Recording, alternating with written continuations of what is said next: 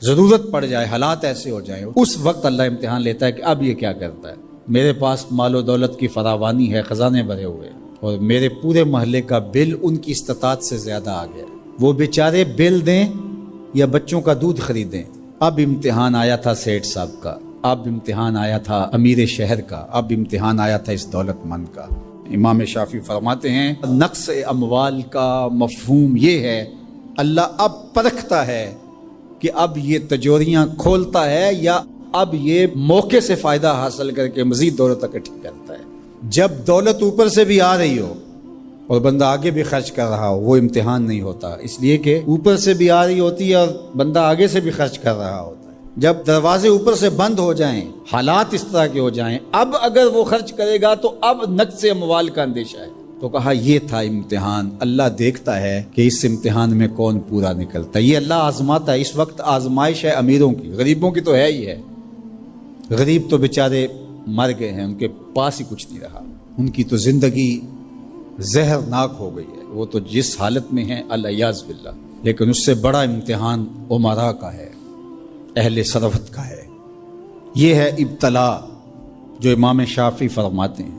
فرمایا اس موقع پر نفلی خیرات کر کے وہ اپنے بھائیوں کو، رشتہ داروں کو، گلی محلے کے لوگوں کو اب کیا وہ مدد کر کے ان کو مشکل سے نکال سکتے ہیں، اور اب وہ نکالیں گے تو انہیں خود بھی ڈر ہے کہ ہم بھی کمزور ہو جائیں گے، ہم بھی ان کی لائن میں کھڑے ہو جائیں گے۔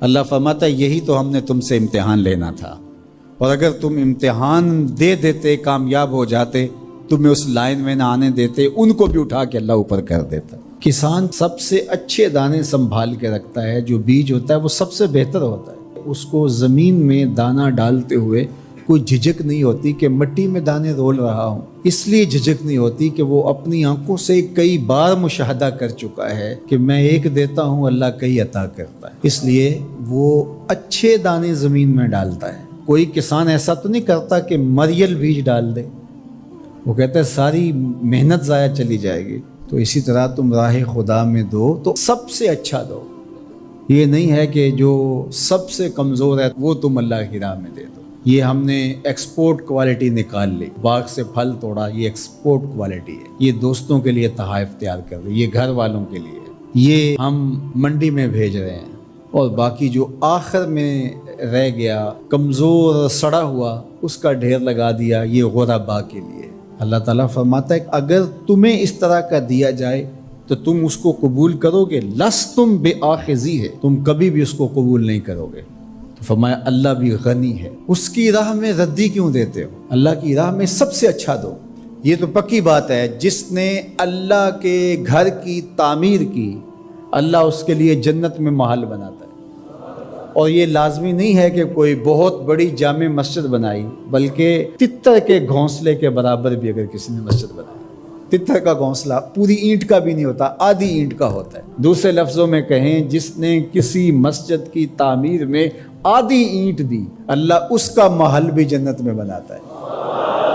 کتنا کریم ہے، اللہ اکبر۔ حدیث پاک میں آتا ہے جب کوئی شخص فوت ہو جاتا ہے تو اس کے اعمال کا سلسلہ منقطع ہو جاتا ہے، لیکن 3 عمل اس کے باقی رہتے ہیں۔ ایسا صدقہ جو تسلسل کے ساتھ باقی رہتا ہے، مسجد بنوا دی، دارالعلوم قائم کر دیا، پانی کا کنواں کھدوا دیا، ہاسپٹل بنا دیا، ایسا سلسلہ کر دیا کہ جو جاری رہتا ہے۔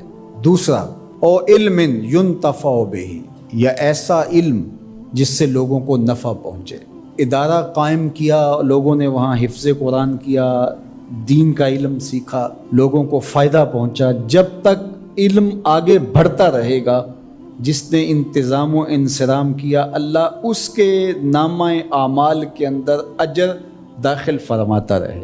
بلکہ اس کی تشریح میں دیکھ رہا تھا کہ صرف علم دین ہی نہیں، ہر وہ علم جو نافع ہو، اگر کسی نے کسی کو کوئی ہنر سکھا دیا اور اس کے ذریعے وہ حلال رزق کمانے لگا، اپنے بچوں کی ضرورت کو پورا کرنے لگا، جس نے ہنر سکھایا تھا اللہ اس کو بھی اجر عطا کرے گا۔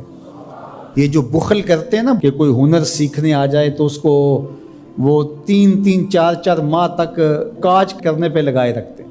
یہ ورک شاپوں میں جو کچھ ہوتا ہے، وہ استاد اسے فن دیتا ہی نہیں، چھپا کے رکھتا ہے، 8 سال 7 سال کھجل کرتا ہے اس کو۔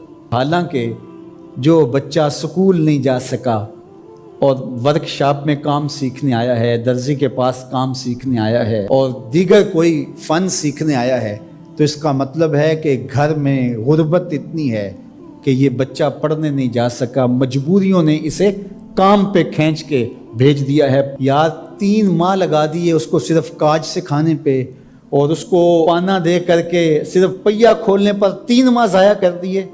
آپ اس کو 6 ماہ میں کاریگر بنا کے بھیج دیں، وہ روزی کمانے لگے گا، عرش کا رب آپ پہ بڑی رحمت نازل فرمائے۔ یہ کیا ہوا کہ آپ اس کو 6 سال تک اپنے پاس بٹھائے رکھتے ہیں اور 6 سال تک اس کو کام نہیں سکھاتے؟ یہ غریب گھر کا بچہ سیکھنے آیا ہے، ماں روزانہ روٹی دے کے بھیجتی ہے کہ میرا لال جلدی کام سیکھ جائے، بہنیں اس کی جوان ہو رہی ہیں، میں ان کے ہاتھ پیلے کرنے ہیں، اور اس نے کاجوں پہ لگایا ہوا ہے۔ یہ ابھی تک اس کو کچھ سکھا ہی نہیں رہا، 6 سال اس کے ضائع کر رہا ہے۔ ذرا غور کیجئے، وہ کمائے گا، اس کی بہنوں کے ہاتھ پیلے ہوں گے، اپنے گھروں میں جائیں گی، آباد ہوں گی، اللہ اس کے رزق میں اس کے صدقے سے برکت ڈال دے گا۔